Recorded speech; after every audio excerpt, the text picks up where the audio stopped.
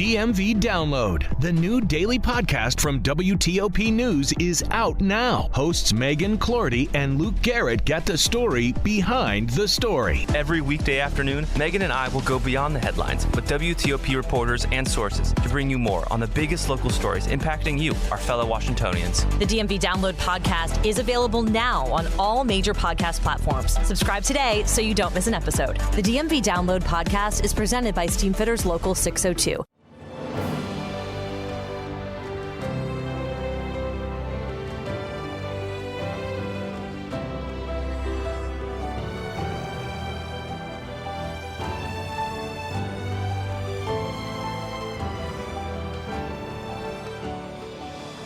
Welcome to the newest episode of Beyond the Fame with Jason Fraley. I'm your host, Jason Fraley, picking the brains of the top filmmakers, musicians, and artists of our time. Matilda the musical comes to the Hylton Performing Arts Center in Manassas, Virginia this weekend, so it's the perfect excuse to catch up with the child star of the 1996 movie Matilda. I spoke to Mara Wilson about her 2016 memoir, Where Am I Now?, sharing memories of Mrs. Doubtfire, Miracle on 34th Street, and Matilda. Mara, thanks so much for joining us. Thank you so much for having me. Now, we all, of course, remember you as like one of the ultimate child stars. But so, why put pen to paper and write this? When did the idea to do this book come? Well, I've been writing for a few years. I studied playwriting and storytelling and autobiography writing in college, and it was something that I'd been doing. I'd written for McSweeney's. I had plays go up in fringe festivals. I'd been writing for comedy websites like Reductress and Cracked, and then I wrote I wrote something about child stars, and that got a lot of attention. So I thought that maybe it would be time for me to write about my own experiences. And I had other books that I was working on at the time. I had a young adult novel I was working on. I had screenplays. I had all kinds of other writing that I wanted to pursue.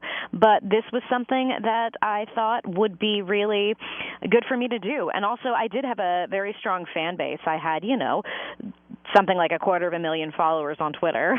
And there were people who wondered what happened to me. They would say, "What happened to you? Why did you stop acting?" And I felt like I wanted to fill them in. I also wanted to pay tribute to the wonderful people that I worked with. Yeah, speaking of which, our minds first jump immediately to the late, great Robin Williams. We all miss him. I'm sure you miss him even more, having such a personal connection to him. Because Mrs. Doubtfire was your first role, right? Yes, it was. It was my first movie role, yes. How did you take me into the audition process? So how did you even find out about it and take me into getting cast? So, you have to remember that I was very young at the time, so I can only really remember bits and pieces of being cast. But I was 5 years old, and I had been going on auditions for commercials, and I had been in a few commercials already. And then I remember coming home from school and hearing my mom on the phone saying, I'm not sure. I don't know if it's a good idea. I guess we'll do it, but, I don't think anything will come of it. And she was telling me that I had been called for a movie. So we went there, and they started talking to us, and they asked me and a group of other girls. So they brought me in with a group of other girls, and they asked, so what would you think if your father dressed up like a woman? And I immediately got this, mental picture, and I just said, I would be on the floor.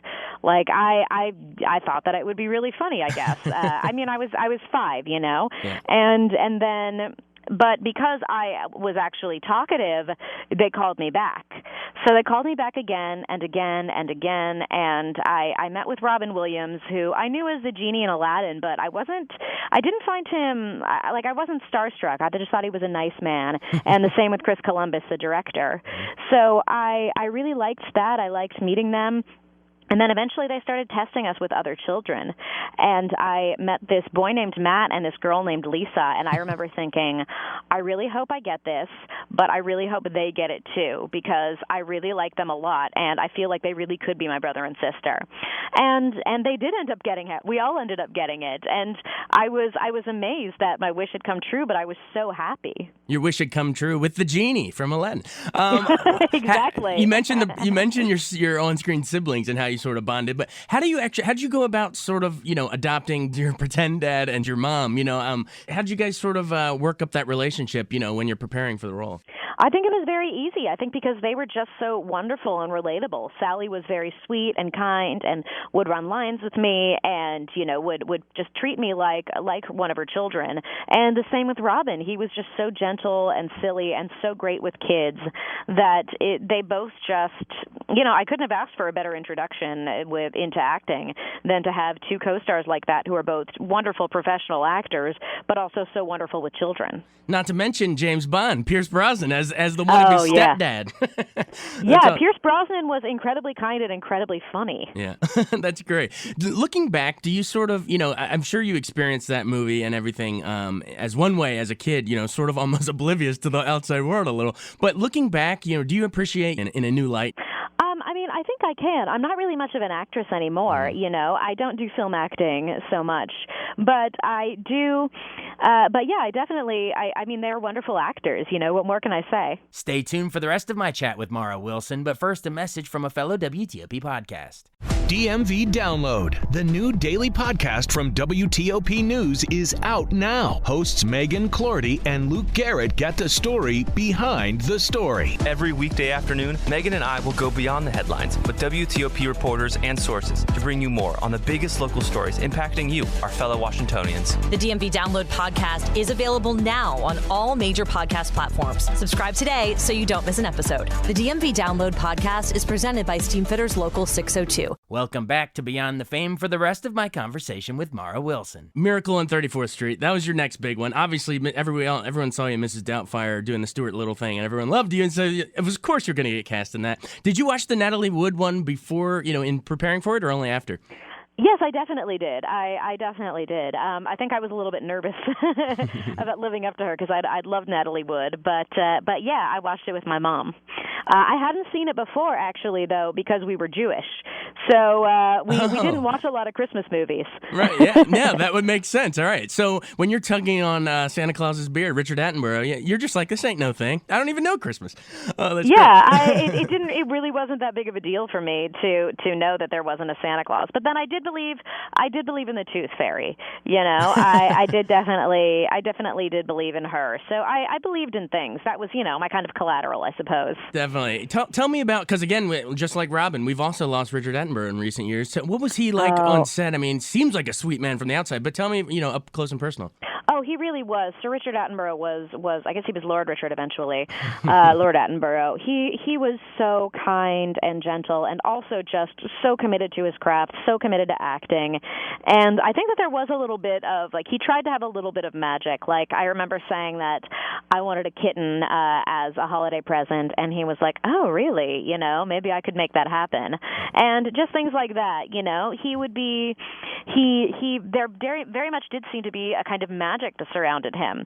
And he was just such an elegant, intelligent, kind man that you couldn't help but look up to him. When you tugged his beard, did it actually hurt him a little bit, or is it okay? I hope not. I hope it didn't. It was definitely his beard, and definitely a very short beard. But that was, I think, my real reaction when I tugged it. That's fantastic. Well, it looked authentic for us, for sure. All right, then moving on, obviously, Matilda, an awesome child, right? One of the great child roles. Roald Dahl, he makes, it's like kids' movies, but there's a little mischievous dark side to him. Talk sort of about, talk about it like that, because that's almost like Carrie for, kids with telekinesis. It's a little dark side a little bit. Yeah, I think that there's definitely a dark side to Roald Dahl's work. I think that, he was somebody who experienced a lot of darkness in his life, and I think he caught on to something that children really like. Children really like justice, and they also really like, ridiculousness. And it was something, I remember reading one of his books, The Enormous Crocodile, to my nephew and thinking that he was going to find it scary, but he didn't. He just laughed and laughed, because the bad guys don't win in the end. Children love fairy tales. They're okay with this darkness, and I think that he definitely picked up on that. Do you think that role sort of primed the pump for audiences in terms of Harry Potter? I don't know if Matilda really, primed people for Harry Potter, but I do think that, there is definitely a similarity, especially if you look at the way that the first book is written, the first Harry Potter book is written. It is very Dahl-like, it is very much like Roald Dahl. But yeah, I think that, magical boys and magical girls and having powers, I think everybody wants to imagine that they have powers, and the thing about Matilda and Harry Potter is, you need to work at them. You need to learn how to use them. Definitely. Danny DeVito, Rhea Perlman, tell me, what was it like working with those guys? I mean, those are titans of the comedy world. Yeah, Danny and Rio were wonderful people, just wonderful people. They felt to me like family, like an aunt and uncle. So nice, so kind, so giving, especially because my mother was very sick at the time. Beth Davis was wonderful. She was so much like a big sister to me. But I think the real surprise would be Pam Ferris, who played Miss Trunchbull, is one of the kindest, nicest, gentlest people I have ever met. Oh, that's nice to know. We knew Miss Honey'd be nice, but that's nice to hear that Trunchbull is actually a sweetheart. That's great. Yeah, right? You mentioned your mom was sick. I know you lost her at a young age. How did that shape your life? It definitely affected my life. It affects my life every single day. I think that it also affected my acting, because I think that after that, acting didn't seem as fun anymore, but at the same time, it was something of a constant in my life. So I had this kind of love-hate relationship with it, where I needed it, but I didn't really like it anymore. I loved it, but I hated it, and it was hard for me to get out of that, I think. You also write in the book that, as you entered adolescence, you realized you were no longer deemed, quote, cute enough for Hollywood. Explain what you mean by that. Yeah, well, I definitely wasn't cute by Hollywood standards, and I think it took me a while to realize that, but when I did, I got the message loud and clear, and I knew there really wasn't a place for me in Hollywood. Hollywood is very much a numbers game. It's very much about demographics. It's very much about appearance, and that's just kind of the way that it is, and I don't know if it's going to be changing anytime soon. So the thing was that I was kind of forced out of Hollywood, but I was also a little burned out on it anyway, so I consider it something of a mutual breakup. It wasn't you, it was me. No, it was both of us. It was both of us. It was definitely both of us. That's awesome. And you said you learned about the birds and the bees a little bit on Melrose Place set?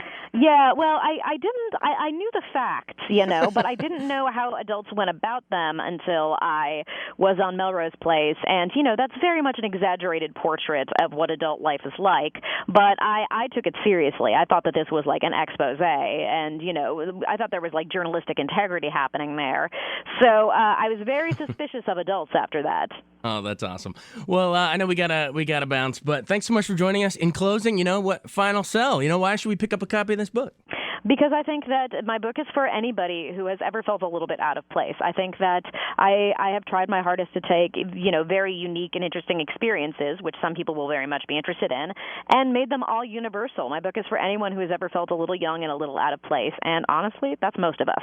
All right, thanks. Mara Wilson, thanks so much. It was awesome talking to you. Everybody, it's called Where Am I Now? True Stories of Girlhood and Accidental Fame. Thanks so much. Thank you so much. Thanks so much for joining us on Beyond the Fame with Jason Fraley. Remember to hit the subscribe button and give us a 5-star rating if you like what you hear. We'll see you next time.